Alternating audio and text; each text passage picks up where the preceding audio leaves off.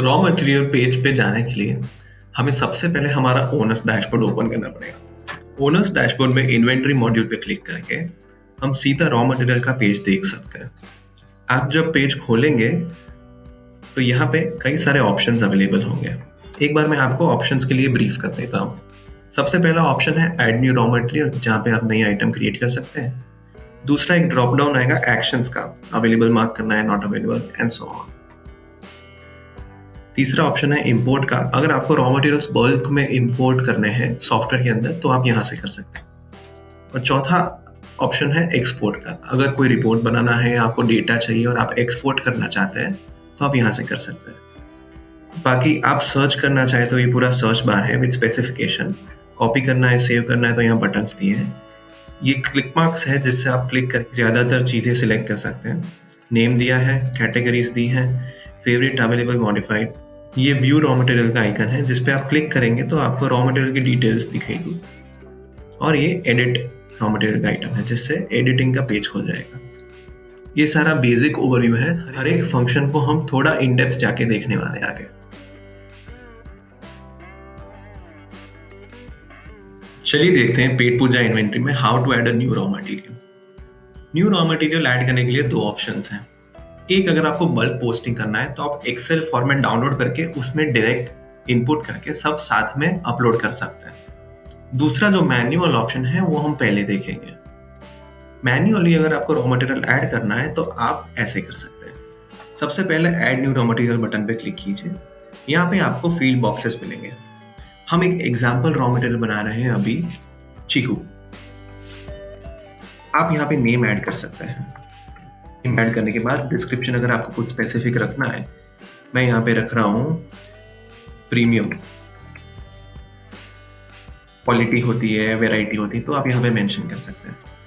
Barcode, short code एक हमारा feature है इन्वेंटरी में जहाँ पे आप अब एक आइटम का या एक रॉ मटेरियल का बारकोड जनरेट कर सकते हैं। तो बारकोड का भी एक कोड होता है। वो न्यूमेरिकल हो सकता है, अल्फा न्यूमेरिकल हो सकता है, अल्फाबेटिकल हो सकता है। तो आपको जो कोड रखना है आप यहाँ पे सेट कर सकते हैं।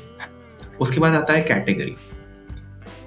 चीकू को कौन सी कैटेगरी के नीचे आपको क्लब करना है वो आप यहाँ पे मेंशन कर सकते हैं। जैसे हमारा एक कैटेगरी है फ्रूट्स, तो मैं फ्रूट सिलेक्ट कर सकता हूँ। अगर मुझे एक नया ही कैटेगरी बनाना है, मान लीजिए सीजनल फ्रूट्स, तो वो भी मैं यहाँ पे ऐसे क्रिएट कर सकता हूँ। फिर हम आते हैं परचेज यूनिट पे। Purchase unit is the unit in which you will be purchasing the goods. So चीकू को यूजुअली हम किलोग्राम में परचेज करते हैं, तो मैं यहाँ पे किलोग्राम सिलेक्ट करूंगा। और कंजम्पशन यूनिट होता है चीकू का यूजुअली पीसेस, तो मैं उसको पीस कर दूंगा। फिर हम आते हैं प्राइसेस पे। प्राइसेस में परचेज प्राइस आता है। यूजुअली कई सारे पैकेज प्रोडक्ट्स होते हैं जिसमें प्राइस सेम रहता है आइटम का, तो उसको हम यहाँ पे इनपुट कर सकते हैं। And in the case of vegetables, fruits, dairy, meat etcetera, जिसका प्राइस फ्लक्चुएटिंग होता है, वो जब आप परचेज ऑर्डर जनरेट करेंगे तब आप प्राइस को भी चेंज कर सकते हैं। पर यहाँ पे एग्जाम्पल के लिए मैं लेता हूँ 100 रुपीज पर यूनिट। हमारा यूनिट है किलोग्राम, तो 100 रुपीज पर किलो। अभी आप बात करते हैं इंटरनल ट्रांसफर या सेल प्राइस की।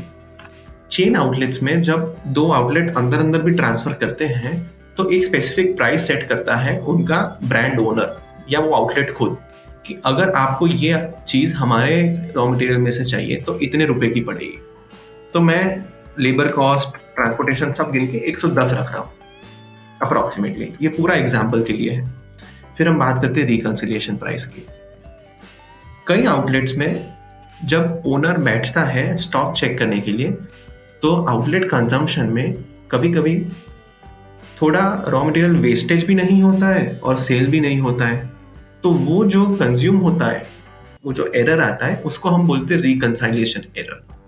अभी रिकंसाइल करने के लिए भी एक रेट सेट करती है चेन आउटलेट की ब्रांड्स।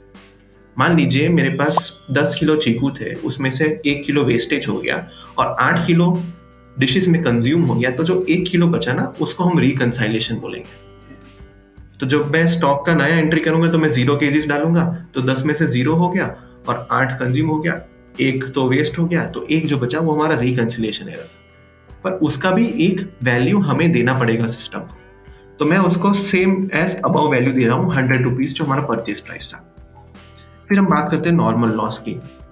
अगर मैं 10 किलो चीकू लेता हूँ और अप्रोक्सीमेटली उसमें से 500 ग्राम के करीब करीब उसका छिलका और उसका बीज निकल के वो वेस्टेज होता है, तो मैं उसको नॉर्मल लॉस में काउंट करता हूँ। तो अगर 10 किलो में से 500 ग्राम वो वेस्टेज निकलता है तो हम उसको परसेंटेज फॉर्मेट में यहाँ पे इनपुट करेंगे, विच इज 5%। तो जब आप परचेज करेंगे, एक एंट्री बनाएंगे चीकू की, तो 10 किलो भले ही आप परचेज करेंगे, आपकी सिस्टम में शो होगा 9 किलो 500 ग्राम। इसके बाद टैक्सेस है, जीएसटी है तो जीएसटी, वैट है तो वैट एप्लीकेबल एज यूजुअल। यहाँ पे हम एग्जाम्पल के लिए जीएसटी 5% ले लेते हैं। अब हम बात करेंगे मिनिमम स्टॉक लेवल यूनिट की। हमारे सॉफ्टवेयर में ऐसा फीचर है कि अगर आपका रॉ मटेरियल एक डिफाइंड लेवल से नीचे जाता है तो सिस्टम ऑटोमेटिकली उसको टर्न ऑफ कर देता है आपके pause level, outlet level menu पे भी और एग्रीगेटर मेन्यू पे भी। सबसे पहला है मिनिमम स्टॉक लेवल यूनिट। इस यूनिट के नीचे अगर आपका स्टॉक हिट करता है तो आपका जो आउटलेट पॉज होगा ना, उसमें से ये आइटम टर्न ऑफ हो जाएगा। मतलब मैं उसका ऑर्डर ले नहीं पाऊंगा डाइनिंग में या टेक अवे या डिलीवरी केसेस में। तो यहाँ पे हमें सबसे पहले यूनिट सिलेक्ट करना पड़ेगा, पीस, और एक मिनिमम स्टॉक लेवल डिफाइन करना पड़ेगा कि 1 किलो 1 पीस, सॉरी। अब बात करते हैं ऐड पार स्टॉक लेवल की। ऐड पार स्टॉक लेवल में अगर इसके नीचे आपका क्वांटिटी जाता है तो एग्रीगेटर के वेबसाइट पे आपका आइटम आउट ऑफ स्टॉक हो जाएगा। यहाँ पे एक छोटा सा ट्विस्ट है। अगर एग्रीगेटर वेबसाइट पे कोई ऑर्डर प्लेस करता है ऐसी डिश का जिसमें 5 पीस चीकू यूज हो रहे हैं और मेरी इन्वेंट्री में सिर्फ 4 पीस चीकू है, तो वो ऑर्डर सिस्टम एक्सेप्ट कर लेगा और वो आपको प्रोवाइड भी करना पड़ेगा। और उसके बाद वाले जो ऑर्डर्स आएंगे नई आइटम्स के जिसमें चीकू यूज होता है, तो वो आपके एग्रीगेटर मेन्यू से आउट ऑफ स्टॉक हो जाएगा। ये थोड़ा सा टेक्निकल है, इसीलिए हम सजेस्ट करते हैं कि आप मिनिमम स्टॉक और उससे ऊपर पार स्टॉक रखें। तो मान लीजिए आपका मिनिमम स्टॉक 2 किलो है और पार स्टॉक 3.5-4 किलो है, तो आपके पास बीच में बफर रहता है ऐसी इमरजेंसी केसेस के लिए। तो हम यहाँ पे ऐड पार स्टॉक लेवल यूनिट में डाल देते हैं 3 kg। अब हमें यहाँ पूछा जा रहा है क्लोजिंग स्टॉक कैलकुलेटेड ऑन। कई आउटलेट्स में डेली करते हैं, कई आउटलेट्स में वीकली करते हैं, कई आउटलेट्स में बाई वीकली करते हैं, अलग अलग भी कर सकते हैं, सिर्फ एक मेथड भी फॉलो कर सकते हैं। तो हम यहाँ पे वीकली रख रहे हैं। फ्रूट का इन्वेंट्री में वीकली लूंगा। ये भी आइटम टाइप पे डिपेंड करता है। थोड़े ऐसे गुड्स होते हैं जो हर रोज पेरिश हो जाते हैं, थोड़े ऐसे गुड्स होते हैं जो कभी पेरिश नहीं होते। तो आपको जैसे इन्वेंट्री कैलकुलेट करना है आप यहाँ पे मेंशन कर सकते हैं। इसके बाद आता है HSN कोड। हमारे जीएसटी पोर्टल पे आपको हर एक आइटम का एक कोड मिलता है। अगर गुड्स होता है तो HSN कोड और अगर सर्विस होता है तो SRC कोड। जो भी कोड वहां पे होगा वो आप यहाँ पे इनपुट कर सकते हैं। हम एग्जाम्पल के लिए यहाँ पे 1 2 3 4 ले रहे हैं। फिर आता है अदर्स फील्ड बॉक्सेस। ये जो ऑप्शन है ये चेन आउटलेट्स में ज्यादातर यूज होता है, जहां पे अगर मुझे इंटरनल ट्रांसफर में हमारा एक फीचर है रिक्वेस्ट फॉर परचेज ऑर्डर, तो मेरा आउटलेट ए है और आउटलेट बी एक रिक्वेस्ट कर रहा है आउटलेट ए से कि मुझे आउटलेट ए से 10 किलो चीकू मंगवाने हैं। पर यहाँ पे अगर मैं मार्क कर देता हूँ चीकू को प्राइवेट आइटम, तो आउटलेट बी को वो परचेज ऑर्डर रेज करते वक्त वो इंग्रेडिएंट दिखेगा ही नहीं। ये यूजुअली महंगी आइटम्स में जैसे केसर हो गया, ड्राई फ्रूट हो गया, ऐसी जगह पे यूज की जाती है जहां पे इन्वेंट्री का कॉस्ट ऊपर नीचे ज्यादा हो सकता है। फिर बात आती है एक्सपायरी के। क्या ये आइटम एक्सपायर हो सकता है या नहीं हो सकता है? अगर यहाँ पे रॉ मटेरियल में हमने किसी डिस्पोजेबल बॉक्स का आइटम कोड जनरेट किया होता तो यहाँ पे हम नो सिलेक्ट करके, बिकॉज वो एक्सपायर नहीं होता। बट बिकॉज यहाँ पे फ्रूट है जो पेरिशेबल आइटम है, तो हम एक्सपायरी में यस सिलेक्ट कर देंगे। अब कब एक्सपायर होगा वो आप जब परचेज ऑर्डर जनरेट करेंगे तब आपको पूछा जाएगा कि भाई ये आपने आज परचेज किया है तो ये कब तक एक्सपायर हो जाएगा।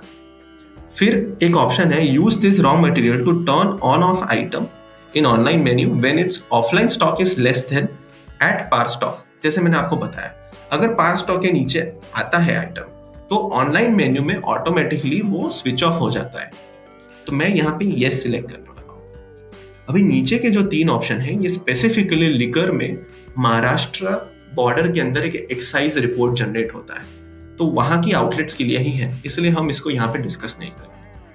इसके बाद आप सेव चेंजेस करेंगे और सेव चेंजेस पे क्लिक करने के बाद आपको ऐसा एक पॉपअप आएगा, यहाँ पे आप ओके क्लिक करेंगे तो आपको पूछा जाएगा कि आपको कन्वर्जन में कितना कन्वर्जन यूनिट इनपुट करना है। तो जैसे मान लीजिए मेरा परचेस था किलो और 1 किलो में अप्रोक्सीमेटली 6 पीस आते हैं या 10 पीस आते हैं, तो मैं अप्रोक्सीमेट एक जनरल आइडिया के लिए सिस्टम को बता दूंगा कि 1 kg is equal to 10 pieces. यहाँ पे एक लिखा है note, you need to change consumption unit if you want to change the conversion unit. मान लीजिए अगर मुझे कन्वर्जन में नया यूनिट ऐड करना है कि अभी मुझे किलो से ग्राम का चाहिए, तो मुझे सबसे पहले यहाँ पे आके एडिट करके आइटम को एक बार कंजम्पशन यूनिट में और एक यूनिट ऐड करना पड़ेगा और फिर मैं कन्वर्जन में जाके वही यूनिट वापस डिफाइन कर सकता हूँ। तो हम यहाँ पे दबा देंगे सेव यूनिट कन्वर्जन्स। एक नोटिफिकेशन जनरेट होगा, यूनिट कन्वर्जन सेटअप सक्सेसफुली। इसका मतलब आपका रॉ मटेरियल यहाँ पे आ गया है। आप नीचे देख भी सकते हैं चीकू का एक कोड जनरेट हो गया है। अभी हम बात करते हैं कि हम बल्क में कैसे आइटम्स अपलोड कर सकते हैं। तो इंपोर्ट करके जो ऑप्शन है उसमें सबसे पहले आपको एक एक्सेल शीट डाउनलोड करने का रहेगा। आप देख सकते हैं कि यहाँ पे एक्सेल शीट डाउनलोड हो गया है। एक्सेल शीट में ऐसे आपको कई कॉलम्स में नेम्स लिखे हुए मिलेंगे। यहाँ पे आप जो आइटम ऐड करना चाहते हैं उसके इनपुट एंट्रीज कर सकते हैं बल्क में। तो जैसे हमने वहां पे एंट्री किया था वैसे वहां पे भी सेम जो कॉलम के हेड्स थे वो हेड्स दिए गए। तो मैं एंट्री करूंगा, एंट्री करके मैं इस फाइल को सेव कर दूंगा यहाँ पे क्लिक करके। जैसे ही फाइल सेव होगा फिर ये फाइल को मैं अपलोड कर दूंगा सेम फॉर्मेट में हमारे सॉफ्टवेयर पे। जैसे ही आप अपलोड करेंगे तो बल्क एंट्रीज पोस्ट हो जाएंगी। एक चीज का ध्यान रखिएगा कि ये एक्सेल फाइल नहीं है, ये CSV फाइल है। तो अगर आप फॉर्मेट्स में या कॉलम्स में कुछ भी चेंज करेंगे तो एक एरर आएगा और आप ये फाइल अपलोड नहीं कर पाएंगे। This is how you can enter a raw material into the Pet Pooja inventory system. Raw material edit करने के लिए हमें यहाँ पे इस आइकन पे क्लिक करना होगा for the specific raw material. यहाँ पे जाके मुझे जो भी चेंजेस करना है मैं रॉ मटेरियल में चेंजेस कर सकता हूँ और वो मैं सेव चेंजेस दबा के सेव कर सकता हूँ।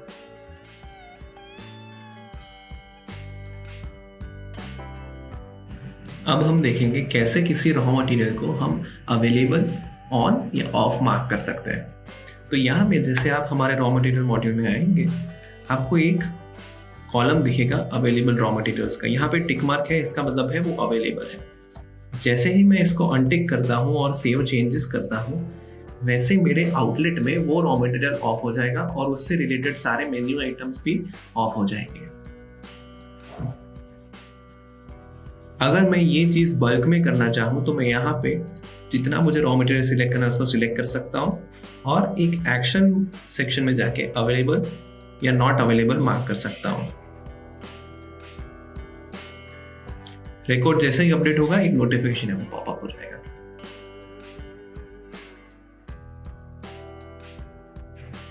किसी भी रॉ मटेरियल को अगर फेवरेट मार्क करना है या अनफेवरेट मार्क करना है तो वो कैसे कर सकते हैं यहाँ पे मैं दिखा देता हूँ। अवेलेबल के जैसे ही फेवरेट का एक कॉलम आपको यहाँ पे दिखेगा। अगर आपको किसी रॉ मटेरियल को फेवरेट मार्क करना है तो आप यहाँ पे इंडिविजुअली सिलेक्ट कर सकते हैं एक आइटम के लिए, या तो अगर बल्क अपडेट करना है तो आपको जितनी आइटम सिलेक्ट करनी है वो यहाँ पे आप सिलेक्ट कर सकते हैं और ऊपर एक्शन के ड्रॉप डाउन में जाके फेवरेट या नॉट फेवरेट मार्क कर सकते हैं। जैसे ही आप क्लिक करेंगे एक पॉपअप आएगा, आपको ओके क्लिक करना है और रिकॉर्ड अपडेटेड सक्सेसफुली करके नोटिफिकेशन जनरेट हो जाएगा। रॉ मटेरियल जैसे ही आप फेवरेट मार्क करोगे तो उसका बेनिफिट ये होगा कि आप जब परचेज की एंट्री करने जाएंगे या आप क्लोजिंग स्टॉक की एंट्री करने जाएंगे तो ये सारी आइटम्स आपको ऊपर दिखेंगी because the system knows that these are favourite items. तो ये मोस्ट यूज्ड आइटम्स होगी और इसका टैली करने के लिए आपको बहुत नीचे जाने की जरूरत नहीं पड़ेगी because we all know raw material का लिस्ट काफी बड़ा हो सकता है। रॉ मटेरियल रिमूव करने के लिए सबसे पहले आपको यहाँ पे आपका रॉ मटेरियल सिलेक्ट करना होगा। रॉ मटेरियल सिलेक्ट करने के बाद आप यहाँ पे एक्शन में जाके ड्रॉप डाउन में से रिमूव ऑप्शन सिलेक्ट कर देंगे। पॉपअप पे ओके क्लिक करने के बाद आपका सिस्टम अपने आप वो रॉ मटेरियल्स डिलीट कर देगा और रिकॉर्ड अपडेटेड सक्सेसफुली का एक नोटिफिकेशन आ जाएगा। पेट पूजा इन्वेंट्री में आप हर एक रॉ मटेरियल के लिए एक बारकोड जनरेट कर सकते हैं।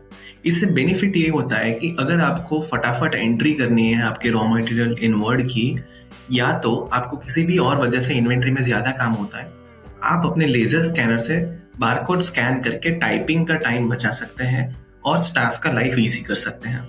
यहाँ पे अगर आपको बारकोड जनरेट करना है तो स्क्रीन पे पहले आपको आपकी जो रिस्पेक्टेड आइटम्स हैं उसको सिलेक्ट करनी पड़ेगी, और सिलेक्ट करने के बाद आप यहाँ पे एक्शन में जाके जनरेट बारकोड पे क्लिक कर सकते हैं। जैसे ही आप क्लिक करेंगे पेट पूजा आपको एक ऐसा पेज डिस्प्ले करेगा जिसमें रॉ मटेरियल का नेम होगा, शॉर्ट कोड होगा, प्राइस होगा और बारकोड होगा।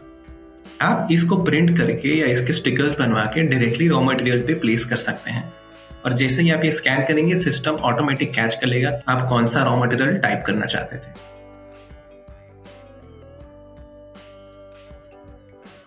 कई बार कोई भी रीजन से आपको रॉ मटेरियल व्यू को एक्सपोर्ट करने की जरूरत आ सकती है, तो यहाँ पे आपको एक्सपोर्ट पे क्लिक करना है और एक्सपोर्ट करंट पेज या एक्सपोर्ट ऑल रॉ मटेरियल्स पे आप क्लिक कर सकते हैं। अगर मैं एक्सपोर्ट ऑल पे क्लिक करता हूँ तो पेट पूजा का सिस्टम मुझे एक एक्सेल शीट जनरेट करके देगा जिसमें मेरे रॉ मटेरियल्स डिफाइंड होंगे।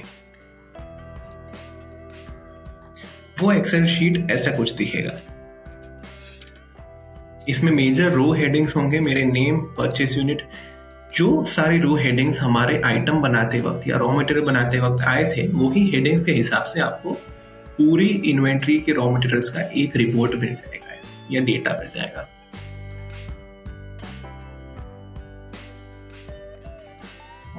कभी कभी हमें एक ही रॉ मटेरियल अलग अलग आउटलेट, सेंट्रल किचन या सारी जगह पे नया क्रिएट करना होता है, तो इस फंक्शन को इजी करने के लिए हमने एक शॉर्टकट दिया है।